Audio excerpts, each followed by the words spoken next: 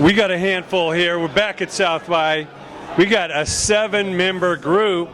Great Caesar from New York City. Please tell us who you are. Hey, I'm John Michael and I sing. Mike, I play guitar. Tom, I play the trumpet. I'm Nikki, I sing. I'm Tom, I play drums. Adam, I play bass. I'm Steven, I play saxophone. Amazing stuff. It's a big band here. So give us an idea how the band started and how all the members, what was the common denominator? Yeah. So Adam and I grew up together in Madison, Connecticut, and we've been friends since 3rd grade. We started the band in high school. We've been playing in like school jazz band and concert band together.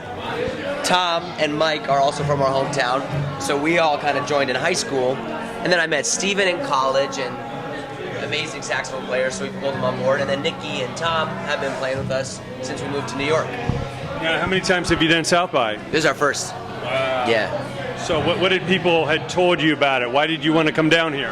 I mean, Adam, a couple of us were down here last year. Steven was here with another band.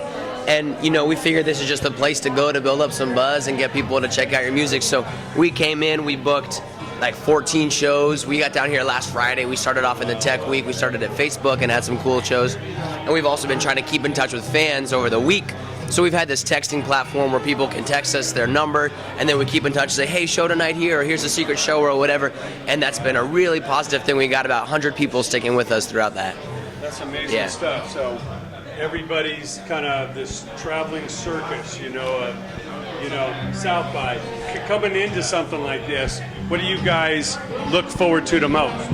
Well, we were really stoked to come down here and play a lot of shows and just get exposed to a lot of people. Obviously, the whole industry down here.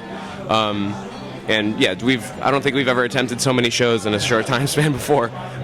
So if nothing else, I mean, we were excited to just play so many and see if we could do it. But we've had a great time so far. Played for some great audiences at some awesome rooms. So a lot of like different experiences, network, find some friends with some other bands, get some new fans, some new experiences. Yeah, we played like a great show for Applause the other day, and just meeting everyone and finding new fans, making them join the team, come to other shows. We played a pretty cool secret show last night, and we did through this pretty cool platform where we gave them his phone number. They had to text it to us, and then from there we gave them a location, and they had to go find through a scavenger hunt another Matchbox, and then they got the location from that. You got to get inventive. I mean, with 10,000 bands here, to try and stand out is a daunting task, right? Oh yeah, absolutely. But through the work that we've been doing with our creative director, Michael Garver, we've been trying to stand out a little bit more. We built a set that we brought down here. We've been doing this matchbook thing. We're sending people exclusive content. So it's any way to get people more involved with the music. That's great. And what do you look forward to the most coming into a situation like this where it's just a cluster F of bands? Well, just what we already mentioned, the opportunity to network with other artists. There's a lot of us know people in New York, and now we have this all these other bands that we've met here. And you can feel the energy, the creative energy here. So. Sure. Now, coming from New York, obviously, one of the biggest cities in the world, you got all sorts of challenges to stand out alone in New York. What is the angle that you take to stand out in a city so big? Similar to what we do here. I mean, I think there's an increasing emphasis on the quality of your live show these days, especially in a big market like New York. So I think we work hardest on just making sure that when people do come to shows, that the performance is exciting enough for them to want to come back. I think that's kind of the most lasting currency in a tough place like New York. Sure. And how about you? How we stand out here? Yeah. I mean, the show sells itself. We just got to get people in the room. And we were saying, working with Michael Garver, director, and we have a set, and we've been trying to text people, and we had a little scavenger hunt last night to get to a secret show, and yeah, it's been going pretty well.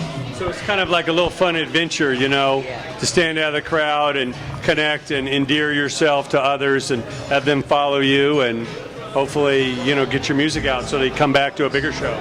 Right. I mean, we want our music to be something that allows people to have an experience with us, with each other, with themselves, with people that they think about, that they call afterwards. So any sort of avenue that we can help people come into that, whether that's a visual thing or a texting thing, or they sing along to a bit of the song, or they go home and download the bootleg. you know, we're trying to connect with folks, and we think that our music and all the stuff we do around that can really make that happen. Sure. Now, I know you were just selected to be one of the artists on the Verge at the New Music Seminar. Yes. Now, what does that mean for you? Tom, take it away. We don't quite know how it happened, to be honest.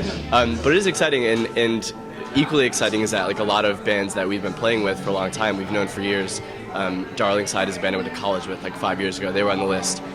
This band Magic Giant out of LA that we've shared a bunch of stages with, they were on the list. So it's fun, you know, to be recognized for hard work, but also to see other bands that we know that work equally hard getting recognized. So whoever's picking the artist over there, I think, is looking for the right thing. So it's exciting. Yeah. We've got something called IES, the Indie Entertainment Summit, out in LA now. But New Music Seminar has been going for years. Why is it important for bands not only to play great music, but to learn about the business and kind of grow in every area they can? I think it's just because you always want to be better and you want to just grow, and you want to, it's like any business, you have to compete to be there, and if you're not on top, you're not going to make it. Yeah. And so you have to network with other bands, you have to learn from them, you have to be like, oh, there's 6 songwriters, we want to be 6 songwriters too, or we want them to like our music because then we'll play more shows with them. Sure. Well, never to diminish the music, because the music is where it starts, but a lot of people say it's 10% music and 90% the business, what you do with the music, that makes the biggest difference. What do you say about that? Yeah, I think that's partly true. I think that making sure that you can have like a fair representation and exposure of your music is important. Ultimately, though, I do think that it is like putting on a great show and playing great tunes that's going to like spread the word. I always say some of the most talented people are in their basements or bedrooms, never to be heard. Yeah, which I think is a real shame. I think that's absolutely true, that there are a ton of talented musicians who haven't been discovered. And so obviously every artist is required to, you know, do what it takes to get discovered. But from then on, like, the quality of the music is really what separates the wheat from the chaff, in my opinion.